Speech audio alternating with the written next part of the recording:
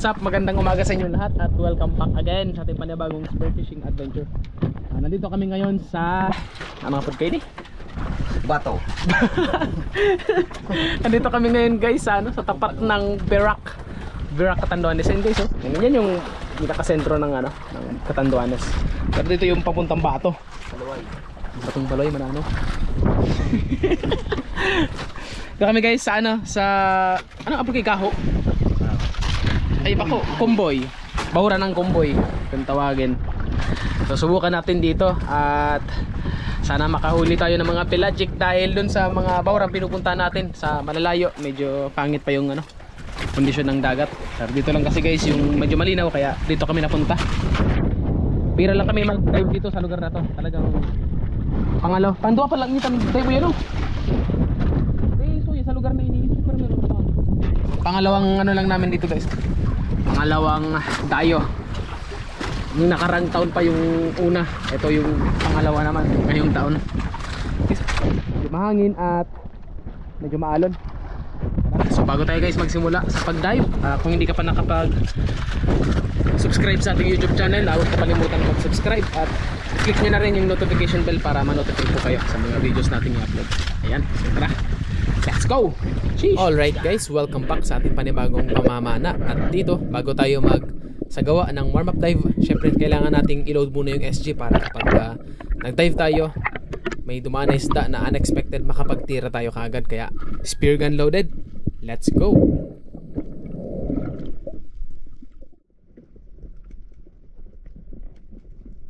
At sa una nating pagsisid guys, dito lang muna tayo sa mababaw na area ng Bahura. At dito nag-ambush ako, tapos may lumapit na red coral trout or lapu-lapu. At dito hindi masyado lumalapit at hindi natin guys makuha yung tamang gap para makapagsagawa tayo ng tira. Medyo may distansya kaya hindi ko na to guys pinilit at bumalik na lang tayo sa surface para makapagsagawa ulit ng panibagong dive.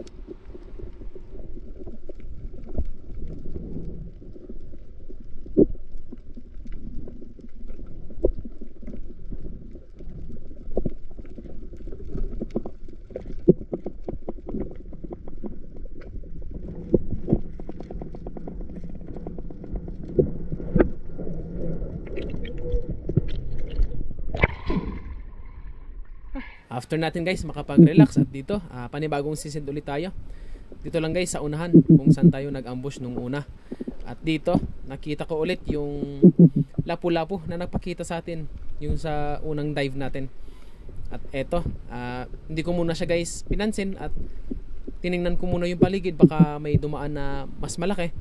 Pero walang nagpapakita kaya eto na yung tinarget natin. Eto guys yung unang isda na nahuli natin sa araw nito. Isang red coral trout or lapu-lapu.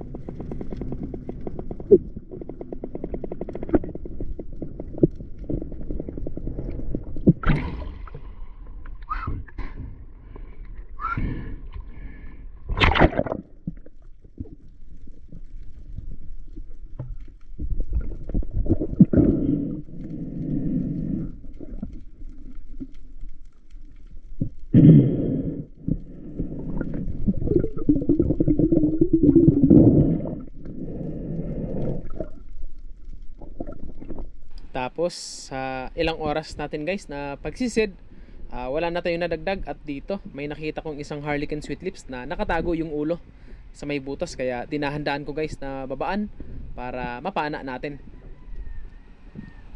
Ayun, sapul yung pangalawang isda natin sa araw na ito, nagitik, isang harlequin sweetlips.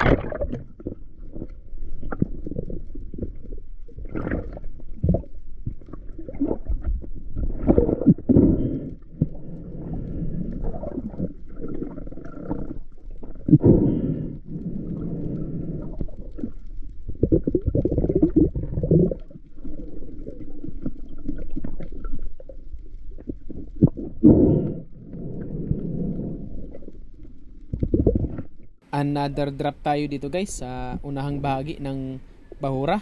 At sa ilang minuto na tayo guys nag-a-ambush, wala pa rin nagpapakitang pelagic. At mahina din guys yung mga bait fish, mahina yung activity dito, kaya tsambahan na lang kung may dadaan. At dito may nakita kong isang samaral, dalawang samaral, at may mga unicorn na kasama.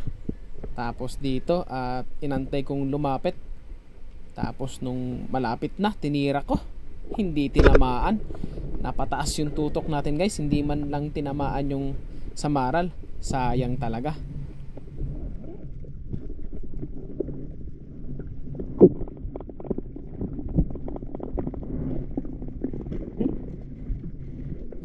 At dito guys, ambush pa rin ulit tayo. At dito sa pag drop natin, may nakita kong dalawang samaral ulit, tapos isang Big Eye Emperor. Pero yung target talaga natin dito guys, yung dalawang samaral, kasi yung Big Eye Emperor medyo maliit. At eto, tinatry ko sana guys na ma-double shot, pero hindi tayo binigyan ng pagkakataon ma-double shot itong samaral na to, kaya isa na lang ang tinira natin. Eto na rin guys yung pangatlong isda na nahuli natin sa araw nito. Halos ilang minuto na tayo guys nag-ambush sa lugar na to, pero wala pa ring pelagic na nagpapakita.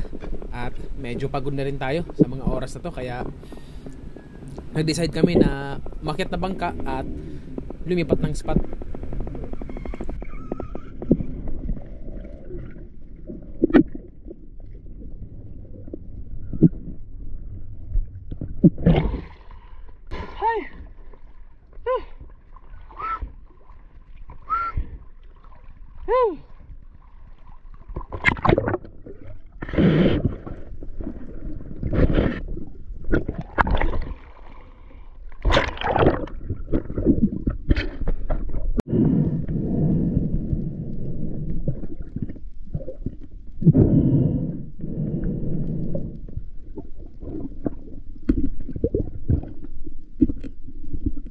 Ha?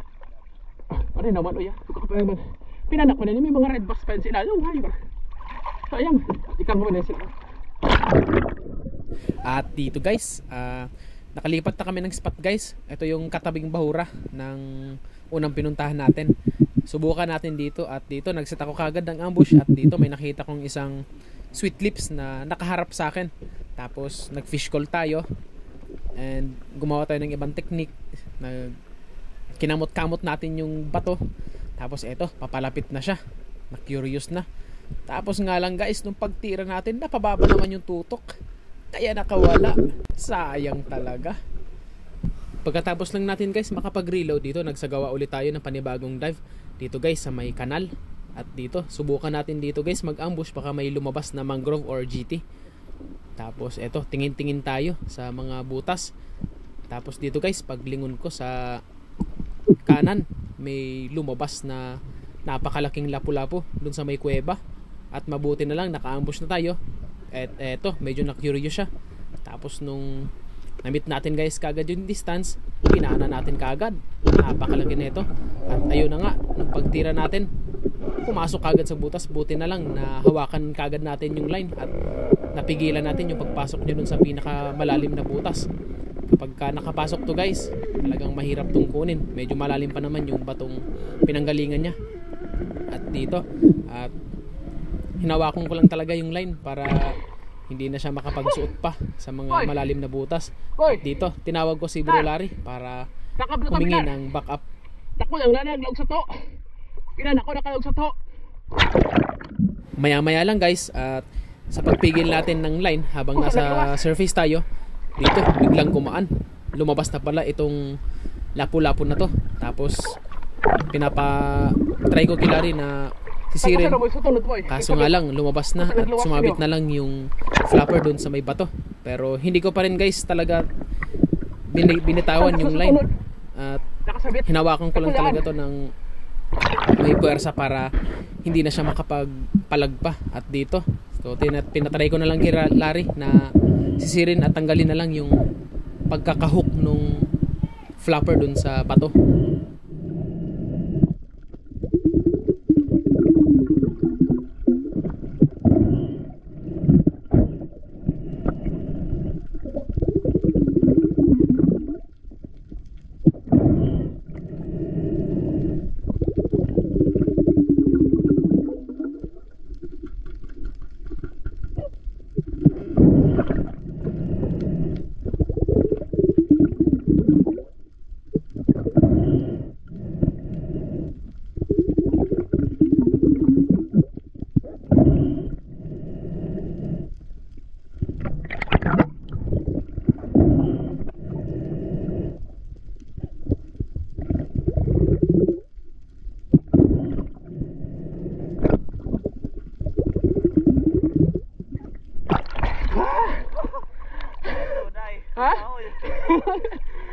ko dyan sa to, ganun pa ako ah. Hula ko nga ni mga gat. May taragtanig ang hanis na rin. Nakadapat na kaya ako nakakiris ako. Ya, tago ko sa nang antipara ko sa bato. Ay sa bato.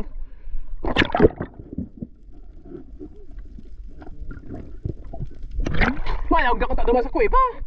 Pahit na tinindihan ko daritso. Ay, di ko tiniyosan.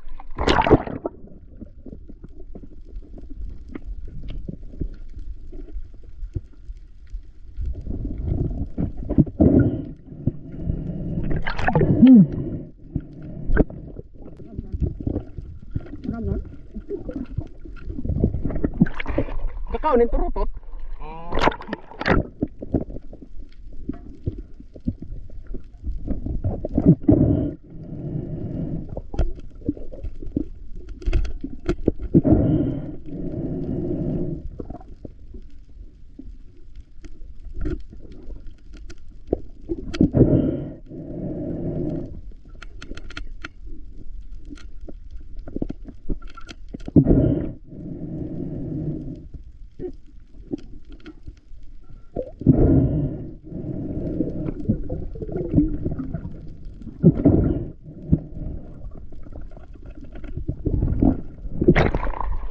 Hoy!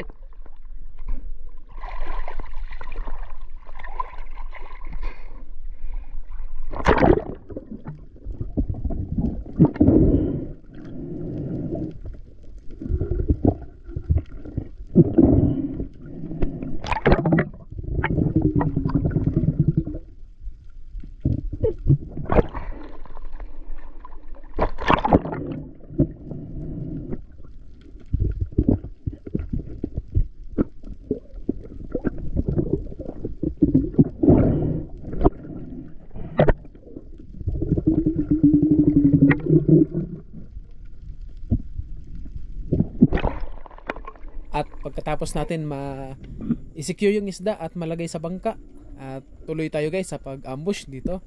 Nagsagawa ulit tayo ng panibagong drop. At eto, may nakita kong isang lapu-lapu na naman or red coral trout. Hindi ko muna guys ito pinana dahil nagtingin-tingin muna ko sa paligid, baka kasi may dumaan na malaki. Kaya eto, wala namang masyadong activity at wala namang bait fish talaga. So dito na ako. Hinayaan ko na lang ito at kusa na lang itong lumapit sa akin guys. At dito tinuto ko na yung pana, at nung na-meet natin guys yung tamang distance, tinira na natin ito. Pandagdag na rin ito guys ng huli natin ngayong araw, dahil wala talaga masyadong nagpapakitang mga pelagic. So tinaga na lang natin guys itong mga medyo good size na lapu-lapu. Pero pwede na. Quality naman to guys, at mahal naman ang kilo nito dito sa amin, kaya tinagaan na namin na huliin ito. Ito na rin yung huling isda na nahuli ko ngayong araw, isang lapu-lapu. Mahal din guys yung kilo nito sa amin, at 250 yung kada kilo kapag ganitong pinana or patay na. Yung buhay mas mahal pa. At kahit pa paano, sa pagtiyagaan natin na pamamana ngayong araw, mga lapu-lapu naman yung mga nahuli natin, at kahit pa paano may konting kita sa araw na to.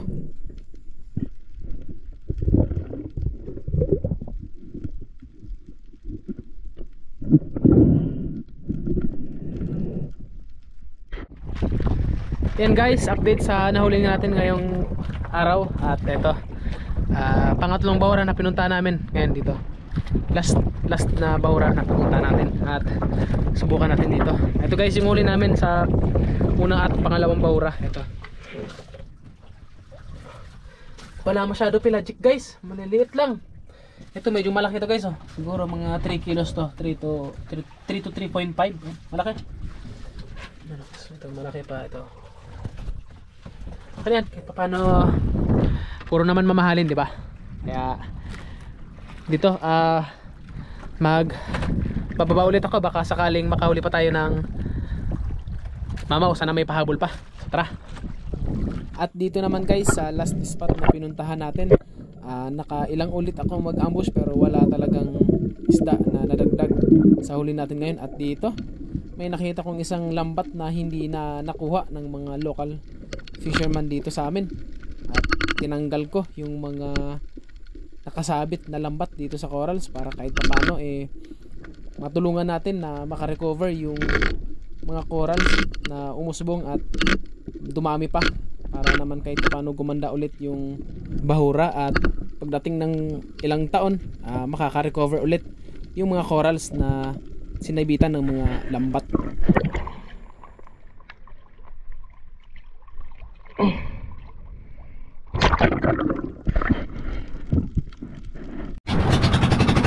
What's up guys? At wala na kaming nahuli ngayon. Last na bahura, walang isda. Ay, kahapon na. Palubog na ang araw, kaya let's go home na. Malayo pang ating uuwian.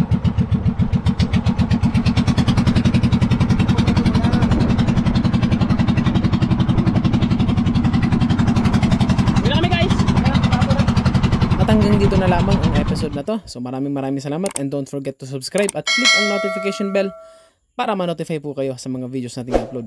So thank you for watching.